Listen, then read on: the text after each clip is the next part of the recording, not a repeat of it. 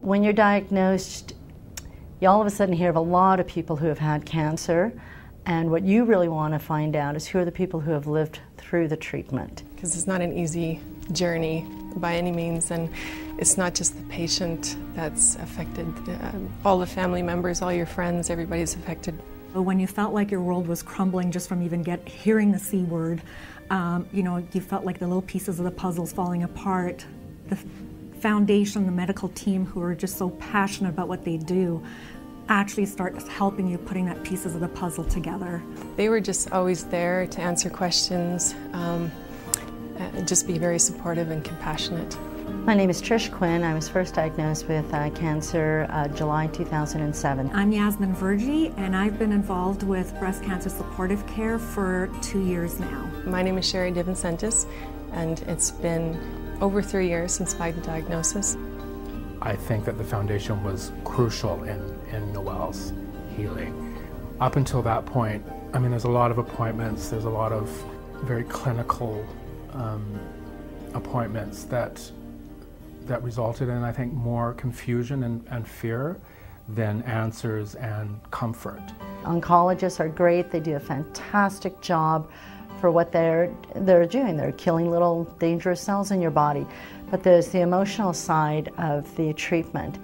The foundation, first of all, put me in touch with the fact that people could survive, and that you could have something like cancer and come back from it better than you were prior to having it. Gave us hope and a real sense of that Noelle was going to beat this thing. When we were told I had cancer at our GP, she just rubbed her arm and said, "You'll get through this one way or the other. Would you like a moment, or would you like to leave now?" And my husband and I went down to our basement and we just cried and cried because we thought it was the end of the road. Breast cancer supportive care, like I said, was, I can't say more than a haven. It was a place that gave us a second chance maybe at life.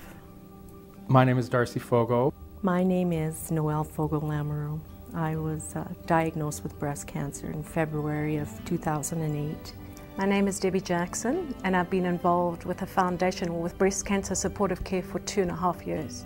Whenever I left the offices, I came out with renewed hope. And that was huge. With renewed hope, because I just didn't know where, I was at that time.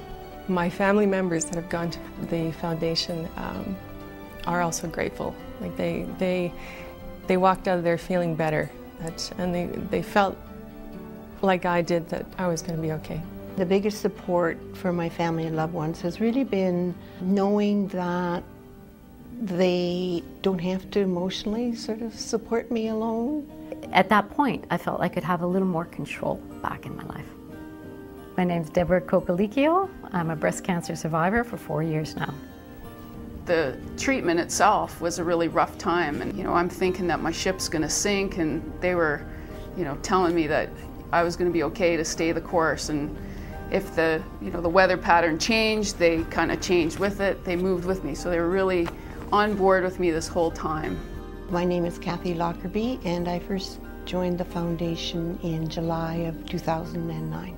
My name is Allison Coetz, and I've been with breast cancer supportive care for 5 years, and I'm cancer-free. I don't have kids, I don't have a husband, and I was kind of different than everybody else, it seems, that had breast cancer, because I felt like I was alone. I had family, but I didn't have my own family that had to deal with it. It was all the little tips that got her through it. The stuff that you try to Google and you get 5 different answers off the computer and you don't know what's the right answer. These people are directly involved with it, and they know what works and they know what doesn't work.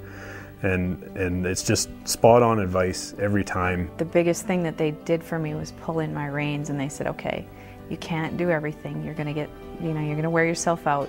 It's best to prioritize, and they kind of taught me how to deal with it.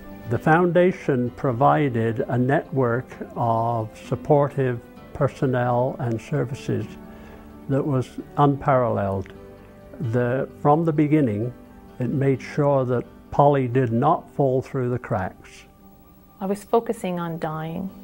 That's all I could think about, is that I was going to die. And my biggest fear in my life has always been, as a single mom, leaving my children.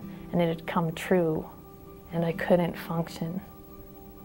And I went to see them there, and it just felt this weight lift off me that I wasn't going to die. And from there, they saw me through getting back to my life. We've had people in our community that haven't had the happy endings, and you tend to focus on that. And when you see the people that make it and you focus on that, that's what gets you through it. My name is Colin Lumby. My name's Polly Lumby, and I'm 2 years out from diagnosis. My name's Scott Whiteside. My name is Shauna Whiteside, and I refuse to remember the date that I was diagnosed.